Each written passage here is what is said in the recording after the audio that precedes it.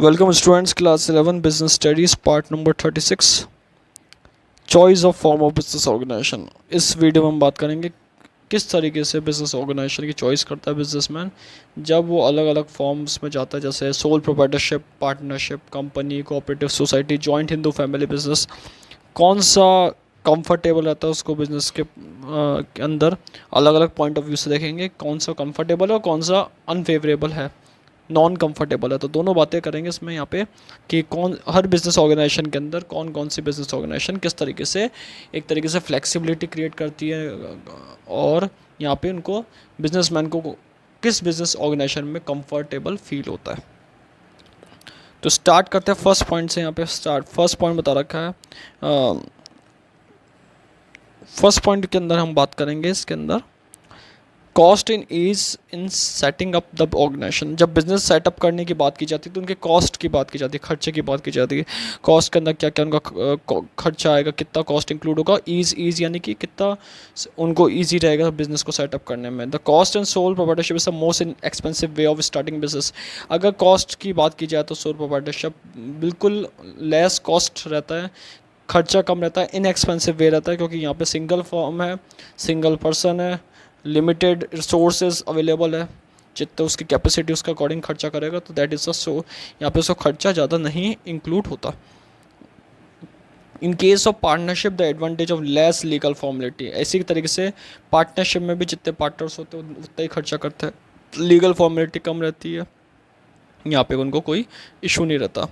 Third बता रहा है cooperative society. Cooperative society companies में ज़्यादा यहाँ पे लीगल फॉर्मेलिटी उसको फॉलो करना पड़ता है, कंपलसरी रजिस्ट्रेशन करवाना पड़ता है। तो इस कारण से यहाँ पे जो कॉस्ट रहती है वो थोड़ी ज़्यादा रहती है, ये इसके अंदर कंसिडर करा गया। तो तीन बातें यहाँ पे बताई गई है कि अगर सोल प्रोप्राइटरशिप के पॉइंट ऑफ व्यू से देखा जाए और पार्टनरशिप के पॉइंट ऑफ व्यू से देखा जाए तो दोनों को एडवांटेज है कॉस्ट के अंदर और फ्लेक्सिबिलिटी रहती है स्टार्ट करना बिजनेस में। लेकिन यहाँ पे कंपनी के पॉइंट ऑफ व्यू से देखा जाए तो कंपनी में यहाँ पे थोड़ा ड्रॉबैक रहता है कि कॉस्ट थोड़ी ज़्यादा रहती है कंपनी की। कोऑपरेटिव सोसाइटी के अंदर भी यही प्रोसेस रहता है।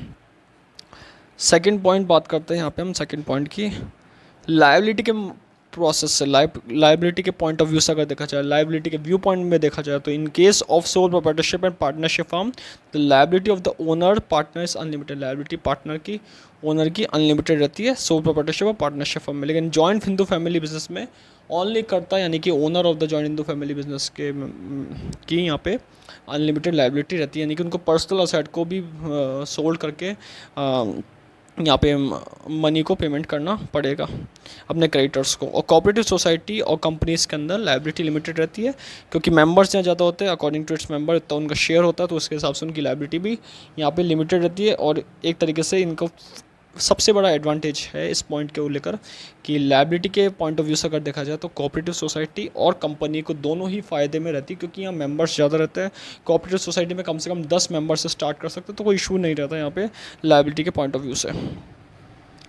नेक्स्ट पॉइंट बता रखा है इसके अंदर, थर्ड पॉइंट है कंटिन्यूटी के बेसिस पे अगर बात की जाए तो सोल प्रोप्राइटरशिप और पार्टनरशिप दोनों फर्म थोड़े डिसएडवांटेज गेट करती है इसके अंदर, क्योंकि यहाँ पे बताया गया है कि जो सोल प्रोप्राइटरशिप है या पार्टनरशिप है, डेथ और इंसॉल्वेंसी या अदर फैक्टर्स जो अफेक्ट कर सकते हैं कंटिन्यूटी को, ये इससे घिरे हुए रहते हैं। थोड़ा यहाँ पे इनकी कंटिन्यूटी को इफेक्ट कर सकता है, क्योंकि सोल प्रोप्राइटर में पर्सन यहाँ पे वन रहता है और पार्टनरशिप फर्म में जितने मेंबर्स होंगे अगर उनमें से किसी मेंबर की डेथ होती है तो ये थोड़ा अफेक्ट यहाँ पे बिजनेस उनकी कंटिन्यूटी को अफेक्ट करता है। लेकिन कंपनी की बात की जाए तो परपेचुअल सक्सेशन का यहाँ पे कंसेप्ट लागू होता है, अप्लाई होता है कि यहाँ पे ये फैक्टर अफेक्ट नहीं करते बिजनेस कंटिन्यूटी ऑफ ए कि company, joint into family business और कोऑपरेटिव सोसाइटी, यहाँ पे तीनों को इफेक्ट नहीं करते, क्योंकि मेंबर्स यहाँ पे ज़्यादा रहते हैं, मेंबर्स के अकॉर्डिंग यहाँ पे कोई दिक्कत नहीं आती है। तो एडवांटेज यहाँ पे इस पॉइंट के व्यू से कंपनी को और कोऑपरेटिव सोसाइटी और जॉइंट हिंदू फैमिली बिजनेस के लिए रखा गया है। नेक्स्ट पॉइंट है फोर्थ, मैनेजमेंट एबिलिटी की बात की जाए तो सोल प्रोप्राइटर को डिफ़िकल्ट होता है मैनेजमेंट एबिलिटी को फाइंड करना, जितने फंक्शंस उन पर काम करता है, लेकिन एबिलिटी यहाँ पे थोड़ी अफेक्ट होती है, क्योंकि सिंगल पर्सन है, लिमिटेड मैनेजर स्किल्स यहाँ पे कॉमनली अप्लाई होता है ये कंसेप्ट, और यहाँ पे दिक्कत उनको आती है A sole proprietor may find it difficult to have expertise in all functional areas of management, partnership, and company. There is no such problem. Division of work among the members in organization allow the managers to specialize in specific area. किसी specific area में specialize होने के लिए ये affect करता ही है. तो partnership और company में work division होता है, joint to family में work division होता है, cooperative society में work division होता है. तो यहाँ पे कोई दिक्कत नहीं आती मैनेजमेंट एबिलिटी की. लेकिन अगर बात की जाए सोल प्रोप्राइटर के पॉइंट ऑफ व्यू से तो यहाँ पे उनको एक डिसएडवांटेज है इस पॉइंट का कि मैनेजर एबिलिटी यहाँ पे एक तरीके से लिमिटेड कंसेप्ट रहती है, क्योंकि यहाँ पे बहुत इनको इशू रहता है इस चीज़ का. नेक्स्ट पॉइंट यहाँ पे बात करते हैं. फिफ्थ पॉइंट की बात की जाए कैपिटल कंसीडरेशन के अगर बेसिस पे देखा जाए तो कंपनीज एक बेटर पोजीशन रखती है. लार्ज फंड उनके पास आता है, कैपिटल का स्ट्रक्चर बड़ा होता है, ओनर के फंड, बोरो फंड दोनों यहाँ पे उनको घर का पैसा भी मिल जाता है. और बाहर से मतलब जितने मेंबर्स जुड़ते हैं, जितने स्टेक होल्डर्स जुड़ते हैं, जितने पब्लिक जुड़ती है, उनका भी यहाँ पे पैसा इंक्लूड होता है, इन्वेस्टमेंट आता है.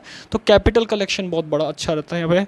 लेकिन कैपिटल की कंसीडरेशन की बात की जाए तो बहुत अच्छा एडवांटेजियस यहाँ एडवांटेजेस फॉर्म में रहती है कंपनी. लेकिन अगर बात की जाए अदर की तो यहाँ पे वो एक डिसएडवांटेज गेट करती है अदर कंपनी. जैसे सोल प्रोप्राइटर की बात की जाए, सोल प्रोप्राइटर स्पेशली यहाँ पे इस चीज़ के अंदर डिसएडवांटेज गेट करती है, क्योंकि यहाँ पे सिंगल पर्सन है. तो जितनी कैपिटल लगाएगा वो ज़्यादा नहीं होगी, क्योंकि खुद के बेसिस पे लगाएगा, ओनर का फंड लगाएगा. अगर बोरिंग फंड भी लगेगा तो ज़्यादा इतना कैपिटल कलेक्शन नहीं कर पाएगा. तो that is a most important disadvantage regarding sole proprietor की बात की जाए तो. और अगर बात की जाए पार्टनरशिप में तो जितने पार्टनर उतने यहाँ पे रिसोर्स पार्टनर अप्लाई करेंगे, जितनी फॉर्म में उतनी एडवांटेज रहेगी. नेक्स्ट पॉइंट यहाँ रहेगा 6 पॉइंट डिग्री ऑफ कंट्रोल.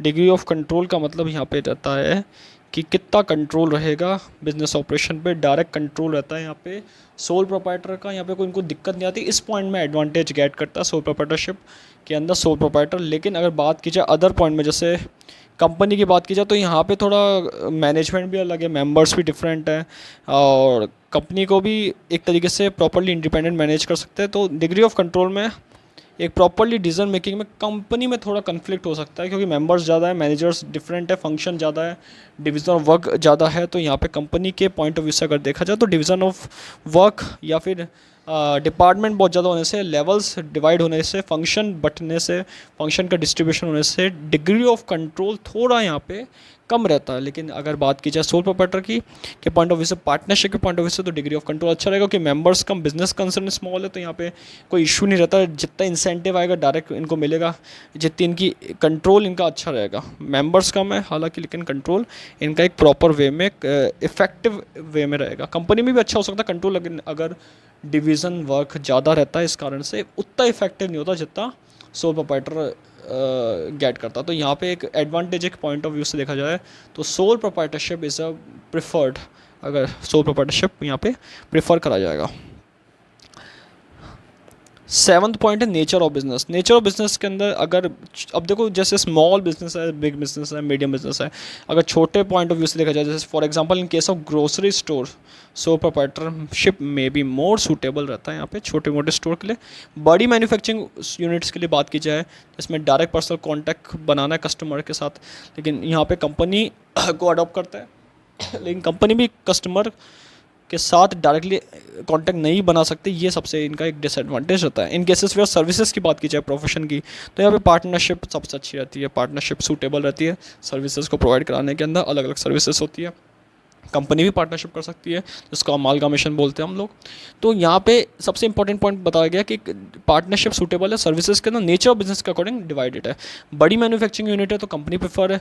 छोटी ग्रोसरी स्टोर है, कोई स्मॉल बिजनेस है कोई एक, तो यहाँ पे सोल प्रोप्राइटरशिप यहाँ पे प्रेफर रहती है. इसमें कॉस्ट भी कम रहती है. तो सबसे important point nature of business में अलग अलग पॉइंट से अलग अलग फॉर्म ऑफ ऑर्गेनाइजेशन यहाँ पे सूटेबल रहती है. तो इस वीडियो में हमने बात करी है basically choice of form of organisation. बहुत इंपॉर्टेंट वीडियो है जिसके अंदर हमने बात करी है जितने भी पॉइंट्स है, 7 पॉइंट्स के बेसिस से बात करी कि फॉर्म्स ऑफ ऑर्गेनाइजेशन में 7 पॉइंट्स में sole proprietorship, partnership, company, cooperative society and joint Hindu family business किस के अंदर प्रेफरेबल रहती है और किसके अंदर नॉन प्रेफरेबल रहती है. Thank you.